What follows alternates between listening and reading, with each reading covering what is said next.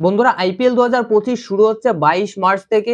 প্রথম ম্যাচ খেলবে Kolkata night Riders এবং রয়্যাল চ্যালেঞ্জার্স বেঙ্গালুরু কলকাতার ইডেন গার্ডেন্সে। তো এই ভিডিওতে আমরা কলকাতা নাইট রাইডার্স এবং রয়্যাল চ্যালেঞ্জার্স বেঙ্গালুরু দুটো দলের প্লেইং ইলেভেন নিয়েই ডিসকাস করব। অর্থাৎ কোন টিমের প্লেইং ইলেভেনে কোন কোন প্লেয়ার খেলতে পারে, কোন টিম বেশি শক্তিশালী মনে হচ্ছে এই মুহূর্তে, তার সঙ্গে সঙ্গে ইডেন গার্ডেন্সের পিচ কেমন হবে এবার।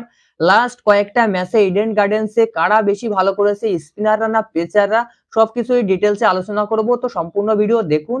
দেখুন ভিডিওটা একটু লং হতে পারে কারণ দুটো দলকে নিয়ে ডিসকাস করব। তো এখনো যদি ক্রিকেট উইথ সজীব চ্যানেলটি সাবস্ক্রাইব না করে থাকেন তাহলে অবশ্যই চ্যানেলটি সাবস্ক্রাইব করে রাখবেন। তো বন্ধুরা, কেকেআর এবং আরসিবি দুটো দলের ভিতর কিন্তু একটা দারুণ প্রতিদ্বন্দ্বিতা রয়েছে।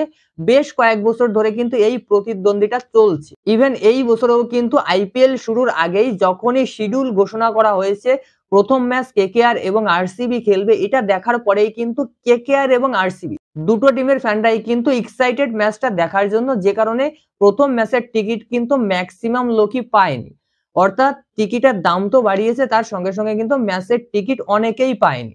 তো যাই হোক, প্রথমেই আমরা কলকাতা নাইট রাইডার্সের টিম নিয়ে কথা বলবো। তো দেখো, কলকাতা নাইট রাইডার্সের টিম এবং প্লেইং ইলেভেন কেমন হবে সেটা নিয়ে আমি আগে অনেকবারই ডিসকাস করেছি। বাট আমরা যদি কেকেআর এর হোম গ্রাউন্ডে লাস্ট কয়েকটা ম্যাচ বিশ্লেষণ করি, সেখানে লাস্ট কয়েকটা ম্যাচের বোলিং বিশ্লেষণ করি, তাহলে দেখবেন কেকেআর কিন্তু প্রথম ম্যাচটাতে দুজনের পরিবর্তে তিনজন স্পিনার খেলাতে পারে। কেন তিনজন স্পিনার খেলাতে পারে সেটাই আসছি। তো দেখুন, লাস্ট কয়েকটা টি-20 ম্যাচে ইডেনে কিন্তু স্পিনাররা বেশি সুবিধা পেয়েছে, স্পিনাররা বেশি উইকেট নিয়েছে এবং গুড ইকোনমিতে বোলিং করেছে। তো লাস্ট টি-20 ম্যাচ ইডেন গার্ডেন্সে হয়েছে ইংল্যান্ড এবং ইন্ডিয়ার মধ্যে, যে ম্যাচটাতে কিন্তু Varun Chakravarthy player of the match হয়েছে। এছাড়াও গত বছরের আইপিএল এ ইডেন গার্ডেন্সের লাস্ট দুটো ম্যাচে কিন্তু Varun Chakravarthy player of the match হয়েছে, একটা মুম্বাই ইন্ডিয়ান্সের বিরুদ্ধে আর একটা দিল্লি ক্যাপিটালসের বিরুদ্ধে। এই দুটো ম্যাচেও কিন্তু Varun Chakravarthy player of the match award জিতেছে। অর্থাৎ বরুণ চক্রবর্তী কিন্তু ইডেন গার্ডেন্সে লাস্ট তিনটে টি-20 ম্যাচেই দুর্দান্ত পারফরমেন্স করেছে, একটা ইন্ডিয়ার হয়ে, বাকি দুটো কলকাতা নাইট রাইডার্সের হয়ে। তো আপনারা একটা জিনিস খেয়াল করে দেখবেন যে ইডেন গার্ডেন্সে ফ্ল্যাট পিচ হলেও কিন্তু স্পিনাররা উইকেট নেয়। বরুণ চক্রবর্তী, সুনীল নারিনের মতো স্পিনাররা কিন্তু ইডেন গার্ডেন্সেও উইকেট নেয়। একদম ফ্ল্যাট পিচ, ফাটা পিচ হলেও, যেখানে 200-250 রান হচ্ছে, সেখানেও কিন্তু স্পিনাররাই সুবিধা পায়। তো এই জন্য বলছি কেকেআর কিন্তু প্লেইং ইলেভেনে তিনজন স্পিনার খেলাতে পারে। দুজন মেইন স্পিনার রয়েছে, বরুণ চক্রবর্তী এবং সুনীল নারায়ণ। এখানে আরেকটা বিষয় দেখতে হবে, সেটা হচ্ছে অফ স্পিনারের থেকে কিন্তু লেগ স্পিনাররা আরো বেশি সুবিধা পায়। মানে অফ স্পিনাররা যতটা গুড ইকোনমিতে বোলিং করে বা যত উইকেট তোলে, তার থেকে কিন্তু লাস্ট কয়েকটা ম্যাচে লেগ স্পিনাররা বেশি উইকেট তুলেছে এবং গুড ইকোনমিতেও বোলিং করেছে। তো সেখানে কেকেআর এর হাতে যেহেতু দুজন লেগ স্পিনার রয়েছে, তো কেকেআর কিন্তু তার সৎ ব্যবহার করবে। এবার দেখুন, বরুণ চক্রবর্তী এবং সুনীল নারিনের সঙ্গে কিন্তু কেকেআর মায়াঙ্ক মার্কান্ডেকে খেলাতে পারে, তাহলে কেকেআর এর টিমটা কিন্তু আরো শক্তিশালী হয়ে যায়। তো প্লেইং ইলেভেন কেমন হবে কেকেআর এর সেটা মোটামুটি আপনারা প্রত্যেকেই জানেন, তারপরেও আমি একবার বলে দিচ্ছি। এরকম প্লেইং ইলেভেন কিন্তু হতে পারে কেকেআর টিমের। প্রথম ম্যাচের কথা বলছি, মানে ইডেন গার্ডেন্সে যে ম্যাচটা হবে প্রথম ম্যাচ আরসিবির বিরুদ্ধে। তো এই ম্যাচটাতে কিন্তু কেকেআর যে প্লেইং ইলেভেনটা খেলাতে পারে সেটা হচ্ছে ওপেনিং এ কুইন্টন ডিকক এবং সুনীল নারিন দুজনে খেলবে।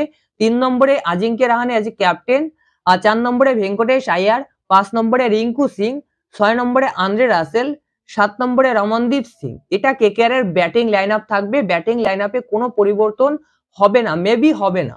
এরপর 8 নম্বরে হর্ষিত রানা, 9 নম্বরে স্পেন্সার জনসন অথবা অ্যান্ড্রিক নরকিয়া। এখানেও একটা প্রশ্ন আসছে যে অ্যান্ড্রিক নরকিয়া খেলবে না স্পেন্সার জনসন খেলবে। দেখুন, অ্যান্ড্রিক নরকিয়া দুটো প্র্যাকটিস ম্যাচ খেলেছে ইডেনে এবং দুটো প্র্যাকটিস ম্যাচের দ্বিতীয় ম্যাচটাতে কিন্তু দুটো উইকেট নিয়েছে, বাট খুব হাই ইকোনমিতে বোলিং করেছে। মানে 4 ওভার বল করে 40 রান দিয়ে দুটো উইকেট নিয়েছে। তো অ্যান্ড্রিক নরকিয়া কিন্তু প্রথম দিকেও রান আটকাতে পারছে না এবং ডেতেও রান আটকাতে পারছে না। সেক্ষেত্রে আমার মনে হয় কলকাতা নাইট রাইডার্স কিন্তু স্পেন্সার জনসনকে ফার্স্ট 11-এ রাখবে। অ্যান্ড্রিক নরকিয়া ইনজুরি থেকে ফিরে কিন্তু খুব ভালো পারফরমেন্স কোনোদিনই করতে পারে না। সেক্ষেত্রে কেকেআর কিন্তু অ্যাজ এ বিদেশি ফাস্ট বোলার হিসেবে স্পেন্সার জনসনকেই রাখবে। তো 8 নম্বরে হর্ষিত রানা, 9 নম্বরে স্পেন্সার জনসন, 10 নম্বরে মায়াঙ্ক মার্কান্ডে এবং 11 নম্বরে বরুণ চক্রবর্তী। তাহলে কিন্তু কেকেআর এর 3 জন ফাস্ট বোলার থাকছে, 3 জন স্পিনার থাকছে। তো এটা কিন্তু কেকেআর এর প্লেইং ইলেভেনটাকে আরো শক্তিশালী করে তুলবে। এছাড়া কেকেআর যদি আরো একজন বেশি ফাস্ট বোলার খেলাতে চায় সেটা কিন্তু ইম্প্যাক্ট প্লেয়ার হিসেবেও খেলাতে পারবে, বৈভব অরোরা অথবা চেতন সাকারিয়াকে, বা ব্যাটসম্যান খেলাতে চাইলেও খেলাতে পারবে। তো এটা কেকেআর এর প্লেইং 11 ছিল, বা এরকমটাই কিন্তু প্লেইং 11 হবে প্রথম ম্যাচে আরসিবির বিরুদ্ধে। এবার আসছি মোস্ট পপুলার টিম অর্থাৎ আরসিবির সম্পর্কে। তো দেখো RCB one of the most popular team এই মুহূর্তে আইপিএল এর। যদিও ট্রফি এখনো একটাও জিততে পারেনি, বাট আইপিএল এ কিন্তু আরসিবির ক্রেজ রয়েছে একমাত্র বিরাট কোহলির জন্য, সেটা আপনারা প্রত্যেকেই জানেন। যাই হোক, আরসিবির প্লেইং 11 কেমন হবে, এবার প্রথমত আমরা আরসিবির প্লেইং 11 নিয়ে কথা বলার আগে আমরা আগে দেখে নেব যে আরসিবির বিদেশি প্লেয়ার হিসেবে কোন কোন প্লেয়ার দলে সুযোগ পেতে পারে। এখানে দেখুন আরসিবির বিদেশি প্লেয়ার হিসেবে দলে কারা কারা রয়েছে।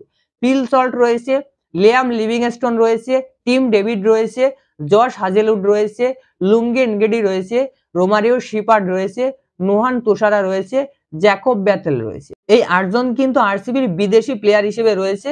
তো এর ভিতর থেকে কোন 4 জন খেলবে, বাকি প্লেইং 11 আপনারা অনেকেই জানেন, বাট আমি বলে দিচ্ছি। বাট প্রথমেই আমাদের দেখে নিতে হবে যে প্লেইং 11 কোন 4 জন বিদেশি খেলাতে পারে আরসিবি। এখানে দেখুন আমার মনে হয় আরসিবি কিন্তু ফিল সল্টকে অ্যাজ এ ওপেনার এবং উইকেট কিপার খেলাবে, লিয়াম লিভিংস্টোনকে একজন বিদেশি হিসেবে খেলাবে, 3 নম্বর বিদেশি হিসেবে রোমারিও শিপার্ডকে অথবা জ্যাকব বেতেলকে খেলাবে। ইডেন গার্ডেন্স এর অনুযায়ী কিন্তু রোমারিও শিপার্ডকে খেলানো উচিত, আর 4 নম্বর হিসেবে জশ হাজেলউডকে খেলাবে। এই 4 জনই কিন্তু আরসিবির বিদেশি প্লেয়ার হিসেবে খেলতে পারে প্লেইং 11 এ। তো দেখো এখানে আরসিবিও কিন্তু 3 জন স্পিনার খেলানোর চেষ্টা করবে, বাট আরসিবির কাছে কিন্তু টপ ক্লাস স্পিনার একজনও নেই। যেখানে প্লেইং 11 এ সুযোগ পেলে লিয়াম লিভিংস্টোন, তারপর কুনাল পান্ডিয়া এবং সুয়াস শর্মা, এই 3 জনই কিন্তু মেইনলি দেখতে গেলে আরসিবির স্পিন লাইন আপ। তো এরাই কিন্তু স্পেশালিস্ট স্পিনার হিসেবে রয়েছে, বাট এদের ভিতর থেকে এই 3 জনই সুযোগ পাবে স্পিনার হিসেবে।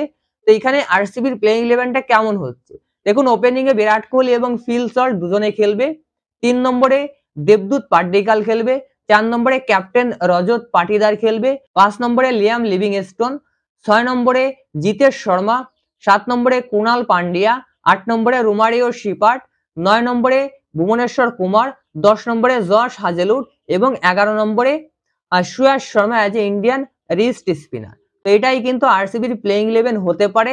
আর যেহেতু আরসিবি 3 জন স্পিনার খেলাচ্ছে, সেক্ষেত্রে কিন্তু আরসিবি একজন ফাস্ট বোলারকে ইম্প্যাক্ট প্লেয়ার হিসেবে খেলাবে। সেখানে ইয়াশ দয়াল রয়েছে, আর তারপর রাশিক সালাম রয়েছে। মেবি ইয়াশ দয়ালই সুযোগ পাবে, কারণ ইয়াশ দয়াল কিন্তু গত সিজনে আরসিবির হয়ে খুবই ভালো বোলিং করেছে। এবার আপনি কম্পেয়ার করতে পারেন কেকেআর এর সঙ্গে আরসিবির প্লেইং 11টা। যদি কম্পেয়ার করা হয় তাহলে এখানে কিন্তু আরসিবির ব্যাটিং লাইন আপও যেরকম শক্তিশালী, কেকেআর এর ব্যাটিং লাইন আপও কিন্তু সেরকমই শক্তিশালী।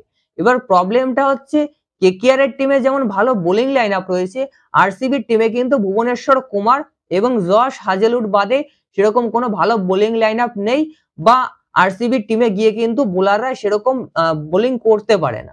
দেখো ভালো বোলার আরসিবির টিমে রয়েছে, বাট আরসিবির টিমে গিয়ে কিন্তু সেই পারফরমেন্সটা এই বোলার গুলো দিতে পারে না।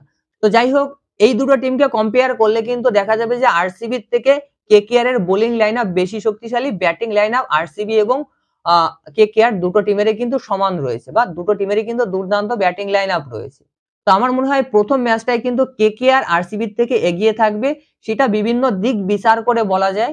যেমন প্রথমত হোম অ্যাডভান্টেজ অবশ্যই কেকেআর পাবে, দ্বিতীয়ত কেকেআর এর বোলিং লাইন আপ রয়েছে দুর্দান্ত bowling line up. Varun Chakravarthy, Sunil Narine, Andre Russell, 3 জন এক্সপেরিয়েন্স বোলার রয়েছে, তার সঙ্গে স্পেন্সার জনসন একজন বিদেশি প্লেয়ার অ্যাড হচ্ছে, 3 জন স্পিনার খেলাচ্ছে। তো কেকেআর এর বোলিং লাইন আপ কিন্তু আরসিবির থেকে অনেকটা বেশি শক্তিশালী, মানে এক্সপেরিয়েন্স বেশি রয়েছে। আর তৃতীয়ত আরো একটা কারণ আছে এখানে, সেটা হচ্ছে আরসিবি কিন্তু লাস্ট 8টা ম্যাচে কেকেআর এর বিরুদ্ধে লাস্ট 8টা ম্যাচে কিন্তু মাত্র 2টো ম্যাচ জিতেছে, অর্থাৎ লাস্ট 3টে সিজনে টোটাল 8টা ম্যাচ খেলেছে কেকেআর এবং আরসিবি। এই 3টে সিজনে কিন্তু মাত্র 2টো ম্যাচ আরসিবি জিতেছে, বাকি 6টা ম্যাচ কেকেআর জিতেছে। সুতরাং কেকেআর এর অ্যাডভান্টেজ অবশ্যই থাকবে, এটা মানতে হবে, প্রত্যেকটা ক্রিকেট ফ্যান এটা মানবে। তো আপনাদের মতে কোন টিমের প্লেইং 11 বেশি শক্তিশালী মনে হচ্ছে, কোন টিম প্রথম ম্যাচটা জিতবে? একটা বড় ম্যাচ, একটা এক্সাইটিং ম্যাচ, প্রচুর লোক থাকবে স্টেডিয়ামে, একটা ওপেনিং সেরিমনি হবে, বিভিন্ন সেলিব্রিটিরা থাকবে। এখানে প্রথম ম্যাচটা কোন টিম জিততে পারে প্লেইং 11 দেখে কি মনে হচ্ছে কমেন্টে জানাবেন। আর ভিডিও ভালো লাগলে অবশ্যই লাইক করবেন। ধন্যবাদ।